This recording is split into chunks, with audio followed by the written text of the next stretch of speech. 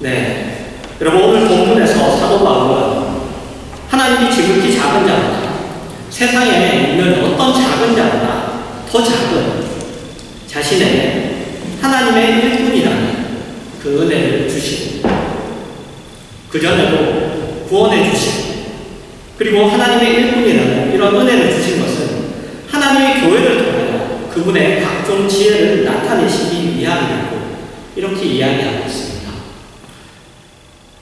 여러분 지혜가 무엇입니까? 여러분 지혜가 뭐라고 생각하십니까? 여러분 지혜로운 자라고 할 때 그 사람은 어떤 사람입니까? 그 사람은 참 지혜롭다 이렇게 얘기합니다. 여러분 지혜는 분명히 지식과는 다른 것이죠. 그죠? 지식, 많이 아는 것과는 좀 다릅니다. 지식이 무언가를 아는 것에 근거하다면 그러면 지혜는 그 지식을 언제, 어떻게, 어디서 이렇게 적절하게 사용할 줄 아는 능력 그것을 말하죠. 그래서 지혜가 있다는 것은 사실 상당한 수준입니다. 많이 알고 있어도 지혜가 있기 참 어렵죠. 그죠? 그 아는 것을 가지고 적절하게 이렇게 사용하는 것이 참 어렵습니다. 그래서 이 지혜가 있다는 것은 굉장한 수준인 것이죠. 그런데 오늘 본문은 하나님이 지혜가 있으신 분이신데 그것도 각종 지혜가 있으신 분이시고 그 하나님의 각종 지혜가 교회를 통하여 나타난다고 이렇게 이야기합니다. 그러니까 교회는 하나님의 각종 지혜가 나타나는 대상이고 그리고 그 방법이라고 이렇게 이야기하는 것이죠. 우리는 그것을 다른 말씀에서도 우리가 발견할 수 있습니다. 고린도전서 1장 18절입니다. 십자가의 도가 멸망하는 자들에게는 미련한 것이요 구원을 받는 우리에게는 하나님의 능력이다. 네, 같은 24절입니다. 오직 부르심을 받은 자들에게는 유대인이나 헬라인이나 그리스도는 하나님의 능력이요 하나님의 지혜이다. 십자가와 그리스도 하나님의 능력이고 지혜라고 그렇게 이야기합니다. 그러니까 하나님의 능력과 지혜가 나타난 최고의 것, 그것이 나타난 최상의 것이 뭐냐고 할 때 바로 십자가와 그리스도라는 그런 말이죠. 그래서 그것을 통하여 만들어진 것이 뭐냐 할 때 구원과 그리고 교회입니다. 이 구원과 교회가 그 하나님의 각종 지혜가 만들어낸 그러한 최고의 작품이라고 그렇게 이야기하는 것입니다. 그것을 여러분 우리가 이해할 필요가 있습니다. 교회와 구원이 하나님의 각종 지혜의 산물이라는 것. 그것을 우리가 이해할 필요가 있죠. 왜냐하면 그 이해가 많은 문제들을 해결하게 됩니다. 여러분 우리는 구원을 얻었습니다. 그런데 우리가 이 구원을 이야기할 때마다 언제나 기억해야 하는 것은 뭐냐 하면 구원과 뗄래야 뗄 수 없는 것 바로 죄라는 문제죠. 우리가 누군가에게 복음을 전할 때 누군가에게 복음을 소개할 때 늘 우리가 빠뜨리지 말아야 돼요. 다른 것 빠뜨려야 돼요. 아니 다른 것도 빠뜨려도 안 되겠죠. 그런데 늘 이 죄라는 부분을 우리가 꼭 얘기해야 됩니다. 요즘에는 이 부분이 조금 이렇게 흐릿해졌다고 할 수 있죠. 일단 믿고 보고 일단 믿어보고 이제 죄라는 걸 제시하고 그럴 때가 좀 많아요. 그런데 어쨌든 이 구원이라는 것이 죄라는 문제와는 뗄래야 뗄 수가 없습니다. 구원은 언제나 죄라는 문제와 연결되어서 등장합니다. 구원은 죄에 빠져 죽을 수밖에 없는 우리를 그 죄에서 꺼낸 것이죠. 그래서 구원입니다. 죄로 인하여 벌을 받을 수밖에 없는 우리를 그 벌에서 벗어나게 할 뿐만 아니라 그 벌 받는 자리에서 벗어나게 할 뿐만 아니라 오히려 상을 받는 자리 사실 벌 받는 자리에서 기대할 수도 없는 그러한 상급을 받는 것 그 자리까지 오게 하는 것 그것이 바로 구원입니다. 우리가 구원을 그저 은혜로 받았습니다. 그렇다고 해서 우리가 하나님이 우리를 구원하시는 일이 쉬웠다라고 이렇게 생각하시면 안 됩니다. 하나님은 전능하시니까 그러니까 우리를 구원하시는 일도 하나님에게는 쉬운 일이었다고 이렇게 생각합니다.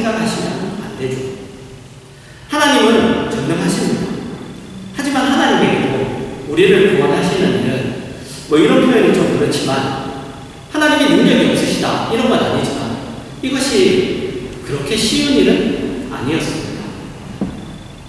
왜냐하면 우리를 구원하시기 위해 방금 전에도 말씀드렸지만 이 죄의 문제를 푸셔야 했기 때문입니다. 그리고 그 죄의 문제를 푸는 일은 그렇게 간단하지 않았습니다. 왜냐하면 하나님은 우리를 사랑하시는 것만큼이나 그분은 공의로우신 그러한 분이시기 때문입니다. 하나님은 우리를 사랑하십니다. 그러나 그렇다고 해서 그분의 공의를 무너뜨리지 않으십니다. 우리를 구원하기 위하여 이 죄의 문제를 풀기 위해 우리를 사랑하시는 사랑도 지키셔야 해요. 그분의 공의도 지키셔야 했습니다. 우리를 너무나 사랑하지만 이 죄라는 것을 그냥 두고는 우리를 사랑하실 수가 없는 거예요. 품으실 수가 없는 겁니다. 그러면 하나님의 공의가 무너지는 것이죠. 바로 거기에 여러분 하나님의 지혜가 나타나는 것입니다. 그런데 오늘 본문에 보면 그 지혜를 누구에게 알게 하냐 하십니다. 여러분 10절에 한번 보시면 그 지혜를 누구에게 알게 하십니까? 그 지혜를 누구에게 알게 하겠다? 하늘에 있는 통치자들과 권세들에게 알게 하려 하신다고 이야기합니다. 하늘에 있는 통치자들과 권세들에게 알게 하신다. 여러분 이것은 누구를 가리킵니까? 하늘에 있는 권세자들이나 통치자들. 하늘에 있는 권세들이나 통치자들은 어떤 의미에서는 여러분 천사들을 가르칩니다. 천사들. 그러니까 여러분 천사들에게 하나님의 각종 지혜를 알게 하려 하신다고 합니다. 그 말은 뭐냐? 천사들도 모르는 것이죠. 천사들도 그 하나님의 지혜를 몰랐다는 겁니다. 비록 그들이 하나님 옆에서 수종을 들고 하나님의 영광을 보고 하나님이 일하시는 것을 보고 있지만 그들도 하나님이 이 우리가 가지고 있는 이 죄의 문제, 하나님이 사랑하시는 이 인간이 가지고 있는 이 죄의 문제를 어떻게 푸실지, 사랑도 완성하시고 죄도 공의도 무너뜨리지 않으시는 이 문제를 어떻게 푸실지 그거에 대해서 전혀 모르고 있는 겁니다.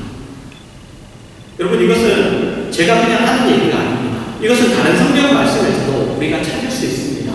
베드로전서 1장 12절입니다.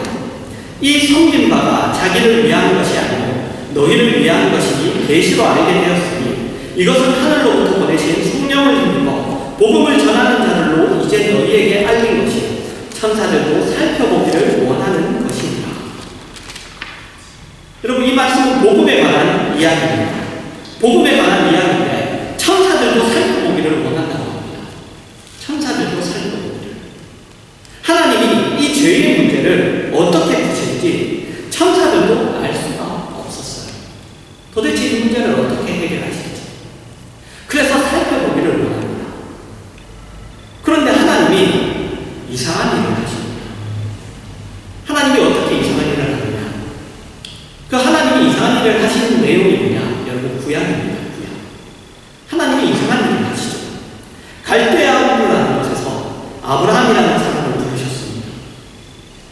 그리고 가나안 땅에 보내셔서 평생을 이리저리 끌고 다니세요. 장막을 치었다가 다시 접었다가 치었다가 접었다가 1인용 텐트가 아닙니다. 네, 1인용 텐트가 아니에요. 거기에는 1000명 넘는 사람들 기르는 그 종들만 해도 300명이 넘는다고 되어 있어요.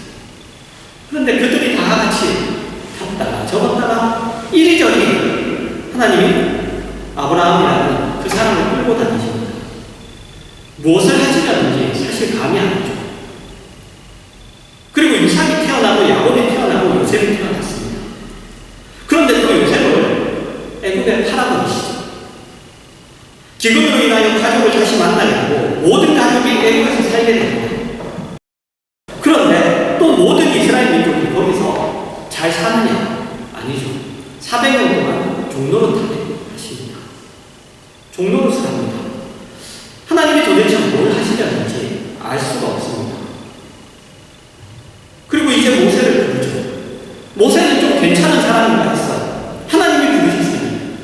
괜찮은 사람인가 했더니 혈기를 부려 사람을 죽이고 미디안으로 도망을 갑니다.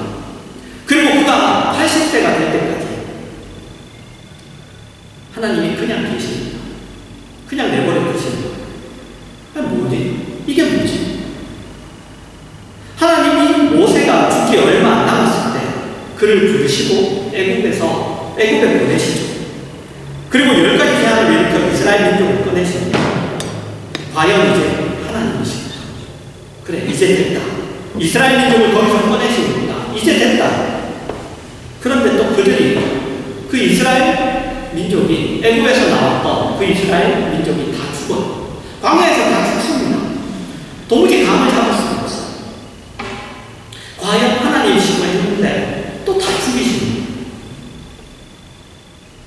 여호수아가 일어나 이스라엘 민족이 가나안 땅에 들어갑니다. 약속의 땅에 들어가죠. 이제 되었다고 생각했는데 그들은 거기서 늘 공격을 받아요.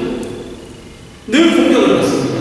그래서 하나님이 다윗을 일으키시고 이어서 솔로몬이 일어나서 그래서 부귀영화를 누립니다. 아, 이제 되구나 했는데 그 통일 왕국이 둘로 나눠지고 그 왕국들이 다 하나하나 유다와 이스라엘이 다 이방 민족에게 멸망해요.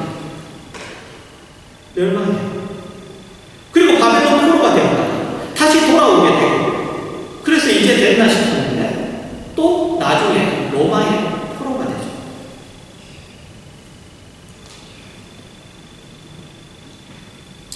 그리고 이제 예수를 보내십니다. 성자 하나님이 직접 오시는 거예요. 자, 하나님이 왔으니 이제 됐다 라고 생각했는데 그분이 십자가에서 죽어버리시네요. 그 하나님이 십자가에서 죽어버리십니다.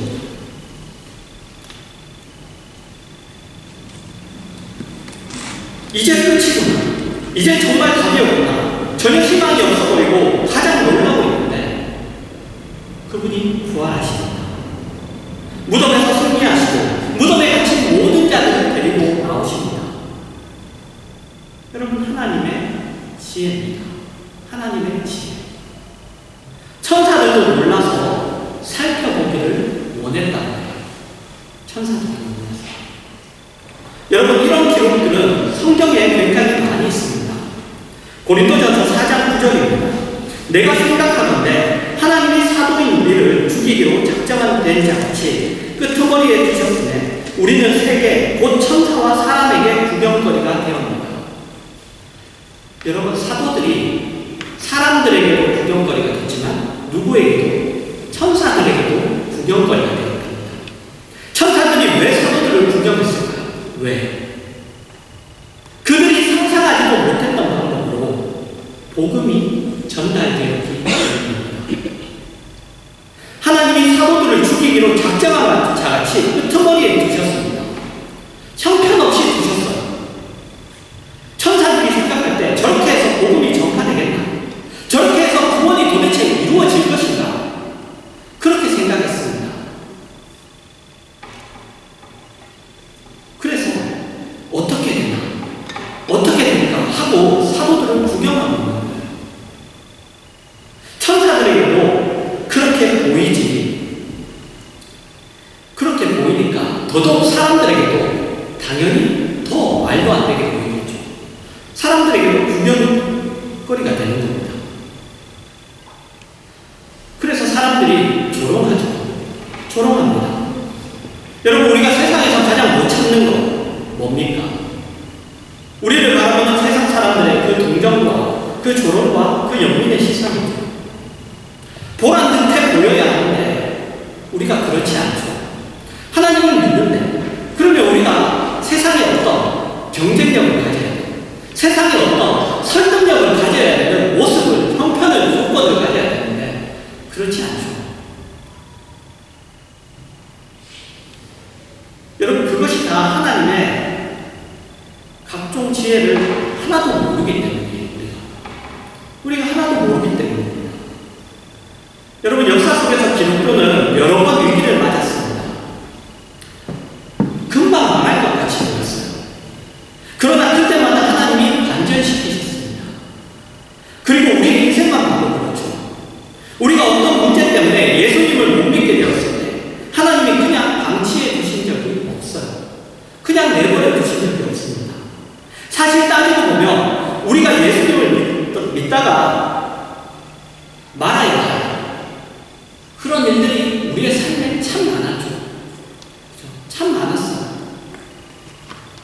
너무 재미있게 살아서, 또는 너무 힘들어서, 너무 억울해서 우리가 하나님을 떠나는 일들이 참 많았어요. 그런데 하나님이 간섭하셔서 다시 하나님 앞에 나오게 한 일이 얼마나 많았습니까? 한두 번이 아니죠.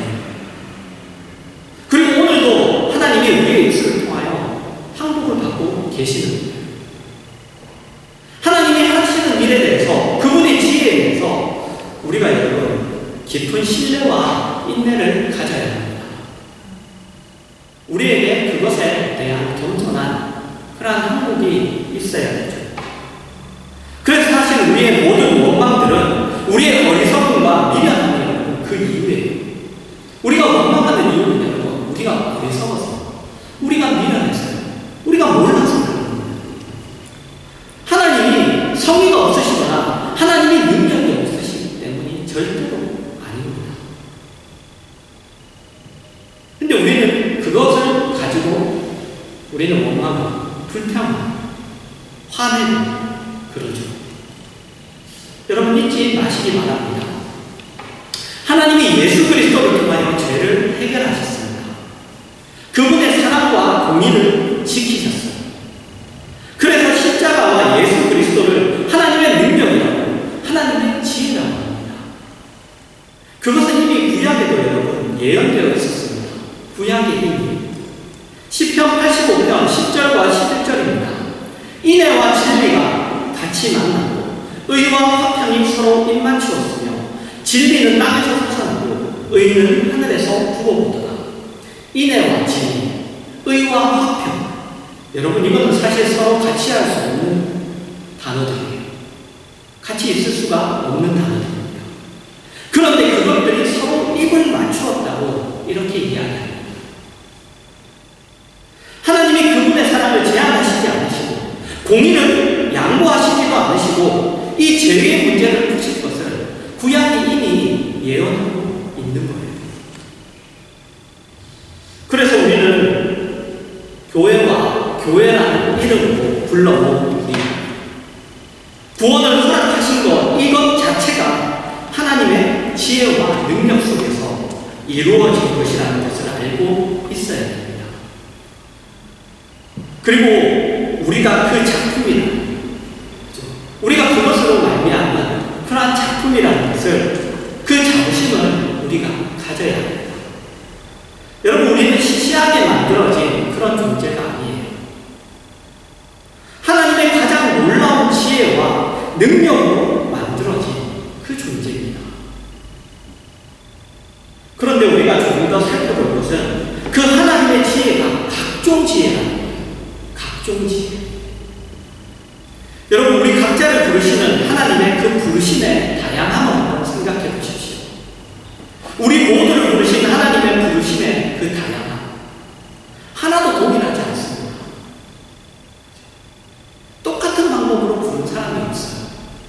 그런 사람이 없습니다. 여러분 성경의 인물들을 봐도 사도 바울과 같이 중간에 단번에 돌이키시는 사람이 있고, 모세나 삼손같이 태어나면서부터 만들어 가시는 사람이 있어요. 우리도 개인마다 다 다르게 부름을 받았습니다. 다 다르게 부름을 받았어요. 그래서 여러분이 구원을 받은 통로에 대하여 그 방법론을 너무 다른 사람에게 강요하시면 안 됩니다. 강요하시면 안 돼요. 누구나 이것 때문에, 누구는 저것 때문에, 다른 것 때문에 우리가 구원을 얻습니다. 다른 것 때문에. 하나님의 그 풍성하심, 하나님의 지혜의 그 부요하심에 대하여 우리가 제한을 가하면 안 되는 것이죠. 그래서 여러분 우리는 이 하나님의 각종 지혜를 이해하는 것이 필요해요. 이 하나님의 각종 지혜라는 것은. 왜냐하면 우리의 분노가, 우리의 초조함, 전부 하나님의 이 지혜의 부요함과 깊이에 대한 무시, 그죠? 무지함, 그 모르는 것 때문에 나오기 때문입니다. 시편 76편 10절입니다. 진실로 사람의 무용은 주를 찬송하게 될 것이요 그 남은 무용은 주께서 금하시리이다. 우리가 지금 화를 내고 있는 것은 다 하나님의 그 깊은 지혜에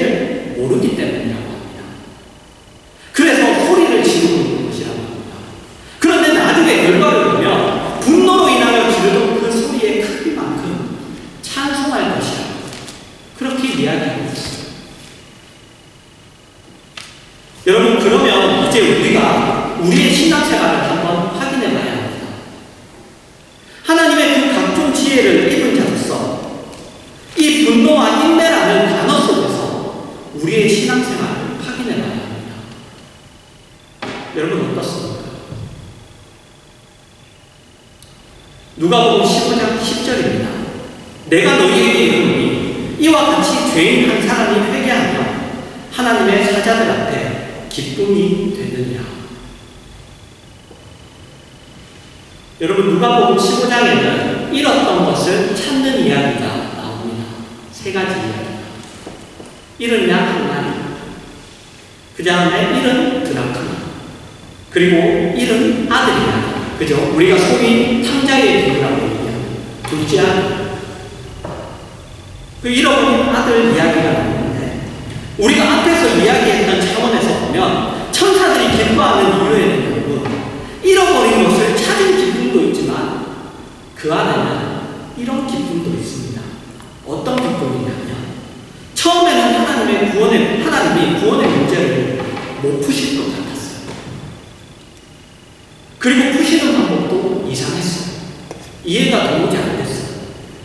늘 실패하시는 것처럼 보였습니다. 예수 그리스도마저도 죽음에 던져지시죠. 그러나 여러분 나중에 몰랐습니다. 예수님의 부활로 몰랐습니다. 그리고 이후에 복음이 전해지는 방법 때문에 몰랐죠. 사도 바울만 봐도요. 그의 전도 여행은 저렇게 해서 도대체 복음이 전해지겠나 하는 그런 모습이었어요. 배를 타면 반드시 배가 부서졌죠. 네, 반드시 배가 부서졌어요. 강에 가면 반드시 강에 빠졌어요. 어느 마을에 들어가든지 감옥에 갇히는 것부터 시작했어요. 그런데 그 방법으로 죄인들이 돌아오더라고요. 그 말도 안 되는 방법으로 죄인들이 돌아오더라고요. 그러니 죄인 하나가 돌아올 때마다 천사들이 그 돌아오는 것으로 인해서도 기쁘지만 그 기쁨 속에는 하나님의 지혜를 알게 되는 기쁨이 있더라고요. 그 지혜, 그 기쁨 속에 내가 몰랐구나. 하나님이 이렇게 일하시는구나. 여러분 하나님의 각종 지혜, 그 지혜에 부요하심, 그 지혜의 기쁨, 그 지혜의 결과가 바로 우리예요. 바로 우리입니다. 우리 때문에 하나님이 그 모든 지혜와 능력을 사용하시고 계십니다. 우리라는 목적 외에는 하나님이 그것을 사용하실 이유가 없어요. 하나님이 그분의 이름을, 그죠? 우리 막 보면, 그죠? 우리의 명예를 얘기해요. 내 이름을. 그분의 명예를 보고 하시는 일이에요. 그게 우리에게 하시는 일이 바로 하나님이 그분의 명예를, 그분의 이름을 보고 하시는 일이에요. 그렇다면 여러분, 뭐가 걱정입니까? 뭐가 걱정입니까? 예수를 믿는 그 자부심을 가지시기 바랍니다. 오늘 말씀으로 우리가 어떤 사랑을 받고 있습니까? 그리고 어떤 대접을 받고 있는지 여러분 아시고 그 알고 자부심을 가지시고 그리고 어떤 상황과 조건 속에서도 인내로 그리고 신뢰로 여러분 믿음의 삶을 경주하시는 그러한 여러분의 시기를 주님의 이름으로 축원합니다.